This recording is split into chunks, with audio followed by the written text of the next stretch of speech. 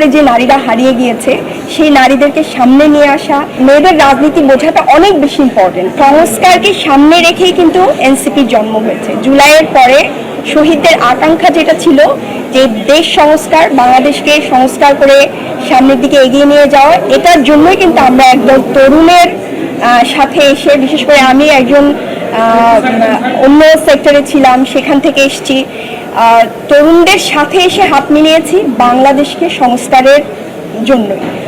এই সংস্কারের রাজনীতিটাকেই আমরা সামনে এগিয়ে নিয়ে যেতে চাই।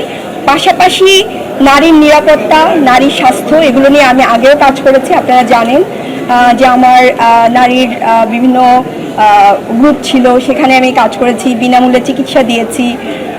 এই যে নারীর নিরাপত্তা এবং নারীদেরকে, যে জুলাইয়ের পরে যে নারীরা হারিয়ে গিয়েছে সেই নারীদেরকে সামনে নিয়ে আসা এবং একটা রাজনৈতিক গোষ্ঠী তৈরি করা, যারা হচ্ছে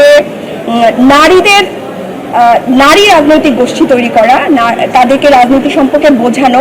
কারণ বাংলাদেশে দেখেন, আপনারা সবাই যারা আছেন এখানে, সবাই কিন্তু পড়াশোনাটা কিন্তু মায়ের হাতেই করেছেন, বাবার চেয়েও বেশি মায়ের হাতেই আপনাদের বিষয়টা ছিল। যে আমার প্রথম যে আন্দোলনের মাঠ ছিল সেটা কিন্তু শিক্ষা সংস্কার থেকে এসেছিল আমার বাচ্চার জন্য। তো সেই জায়গা থেকে মেয়েদের রাজনীতি বোঝাটা অনেক বেশি ইম্পর্টেন্ট।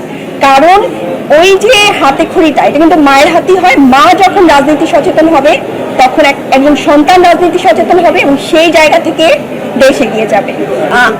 আমি শুরু থেকে প্ল্যান করে এসেছি এবং শপথ গ্রহণের পরে এবং আগে থেকে আমার চিন্তা ছিল যে সংস্কার নিয়ে অবশ্যই আমাদের একটা লড়াই সংগ্রাম থাকবে এবং সেটা সংসদেও থাকবে, সংসদের বাইরেও থাকবে, অবশ্যই মাঠেও থাকবে। কিন্তু আমি আমার সর্বোচ্চ সহযোগিতা করব সরকারের যেসব ভালো কাজ আছে, এবং আমি চাইবো যে আমরা যেভাবে তরুণরা সংস্কারের পক্ষে দাঁড়িয়েছি, সরকারের যেন গণভোট সংস্কার এগুলোর পক্ষেই দাঁড়িয়ে যায়।